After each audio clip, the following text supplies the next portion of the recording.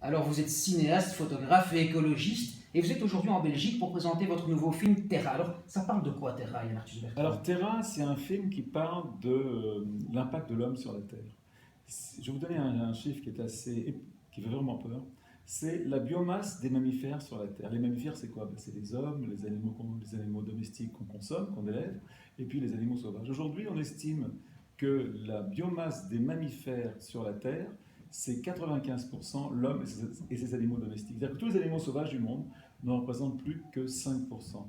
C'est incroyable, parce que ça c'est le progrès, parce qu'aujourd'hui on élève des animaux d'une façon industrielle, voilà, et pour élever ces animaux, on coupe des forêts, on consomme de l'eau, on pollue, quoi. C'est une réflexion sur regarder la vie sauvage d'une façon différente, d'une façon avec peut-être une façon plus spirituelle, en pensant plus à l'éthique et à la morale de ma façon de vivre. Est-ce que c'est un film qui est destiné à changer les comportements?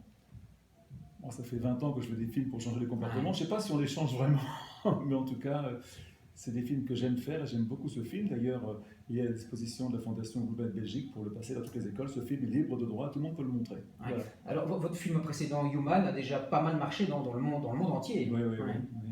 Oui, c'est un film un peu qu'est-ce que c'est que d'être un être humain aujourd'hui.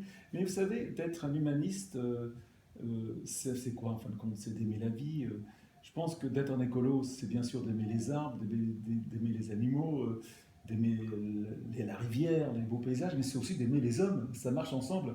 Donc, je pense que c'est une évolution normale. Moi qui depuis 20 ans m'intéresse aux animaux, à la vie sauvage, aujourd'hui, c'est vrai que je m'intéresse beaucoup plus à l'homme. Ça me passionne. Est-ce que le succès de vos films, finalement, dans le monde entier, c'est parce que les gens ont aussi envie de se donner bonne conscience? Aller voir vos films, c'est se donner bonne conscience aussi. Je ne sais pas si j'ai bonne conscience. Je crois d'ailleurs que moi, je me souviens d'avoir emmené Al Gore à Paris pour aller voir son film La vérité qui dérange. On l'a montré à l'Assemblée nationale.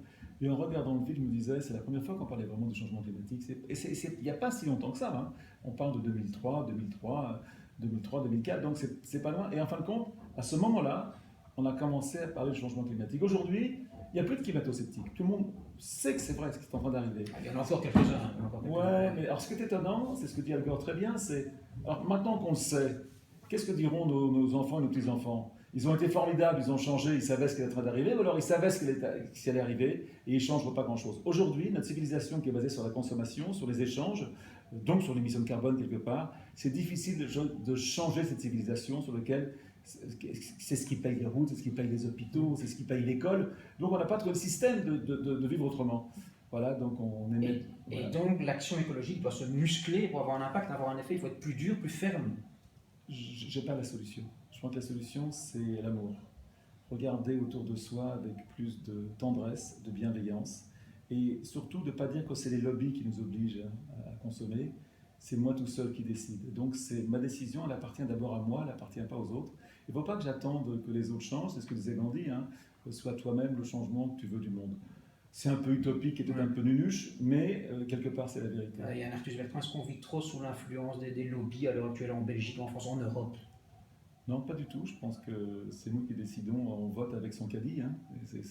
Voilà. On vote avec son caddie, en achetant de manière consciente. Bien sûr, je pense que c'est important de savoir que c'est notre consommation, notre façon de vivre là, qui fait ce désastre écologique, ou même ce désastre tout court. Parce que, vous savez, c'est incroyable, parce qu'on lit dans les journaux des choses comme la sixième extinction. C'est-à-dire qu'on pense que les scientifiques, hein, mais il y a un journal américain qui s'appelle Nature, qui a fait un article dans les années, je crois que c'est il y a 2 ans, qui explique qu'on arrive à une sixième extinction de la vie sur Terre. C'est quand même c'est terrible de penser à ça. Et on lit ça comme c'était pratiquement une émission de télé du soir, une nouvelle pas importante. Non, on parle quand même de la fin de la vie telle qu'elle existe sur Terre. Là, c'est pas sauver la planète, elle va continuer à tourner.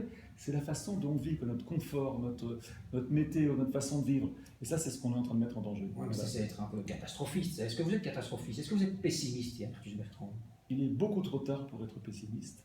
Ce qui est important, c'est de vivre l'instant présent, de vivre bien, et être en accord avec ses convictions. Tout le monde ne fait pas bien, ça ira doucement. Moi, j'ai beaucoup avancé dans ces dernières années, parce que je suis quelqu'un qui m'intéresse à ça, qui lit beaucoup, qui voyage beaucoup. Tout le monde n'a pas eu cette chance, donc je comprends très bien que les gens ne peuvent pas avoir la même conscience que moi. Et vos livres, justement, je pense à La Terre vue du ciel, ont aussi été des déclencheurs, ça a été des prises de conscience pour énormément de gens. Alors la terre du ciel, c'était surtout assez étonnamment une prise de conscience sur la beauté du monde. Peut-être qu'on avait cette chance. Aujourd'hui, il y a Google Earth, donc tout le monde, on voit tout ce qui se passe du ciel. C'est la première fois qu'on faisait vraiment un travail de fond sur la beauté du monde et en expliquant quel était l'impact de l'homme sur la Terre. Parce que la terre du ciel, c'est pas uniquement des paysages, hein, c'est une prise de conscience forte sur la surpopulation, les pollutions, sur la déforestation, sur la surpêche. C'est vraiment à travers ces très belles images, à côté, on avait ces légendes très fortes faites par des scientifiques qui expliquaient un peu le monde d'aujourd'hui. Yann Arthus Bertrand, est-ce que vous retrouvez dans des personnalités comme Nicolas Hulot, par exemple, qui conscientisent eux aussi à leur manière à l'écologie? Ah ben, Hulot, il fait un travail incroyable. C'est vraiment lui qui a convaincu le gouvernement français de s'engager tel qu'il s'est fait. Le succès de la COP21, alors qu'il a été très discret, qu'il n'en a pas beaucoup parlé, c'est vraiment, je pense que le succès de la COP21 lui doit beaucoup. Il l'a fait d'une façon très modeste, voilà, et très en retrait, et bravo à lui. Non, c'est vraiment quelqu'un. D'ailleurs, moi, on parle beaucoup, vous savez, de lui. En ce moment, il serait l'homme le plus populaire de gauche, et on parle de lui pour être président. Hein. Vous souhaitez qu'il se présente à la présidence de la République française? Oui, sincèrement. Sincèrement, je pense on a besoin d'hommes neufs, d'hommes qui ne sont pas pourris par la politique et qui ont une nouvelle vision, peut-être plus utopiste, peut-être plus généreuse. Ça va pas être facile, hein. La COP21 à Paris, est-ce que ça a été un vrai succès? Parce qu'on parle beaucoup de... Oui, ça a été... Est-ce qu'il y a eu des engagements concrets doivent encore venir? C'est ça que Attendez, vous savez, la COP21, c'est des hommes politiques qui discutent autour d'une table. Aujourd'hui, le changement climatique, tout le monde sait quel est. Mais les États, ils ont des intérêts, ils n'ont pas d'âme, ils n'ont pas de générosité. Donc, je pense que les hommes politiques ont fait leur boulot, et ils l'ont bien fait, mais ça ne suffit pas. Ce n'est pas les hommes politiques qui changeront le monde, c'est toi, c'est moi qui va changer le monde aujourd'hui. Si on n'est pas certain de ça, on n'avancera pas. Il ne faut pas demander aux autres de faire ce qu'on n'a pas envie de faire. Ouais. Mais on est quand même encore fort soumis à des pays comme gros producteurs de pétrole, par exemple comme l'Arabie Saoudite, etc. On voit les relations commerciales. Donc qu'est-ce qu'on doit faire par rapport à ça? Est-ce qu'on doit éviter les relations commerciales? C'est un grand débat en Belgique avec l'Arabie Saoudite.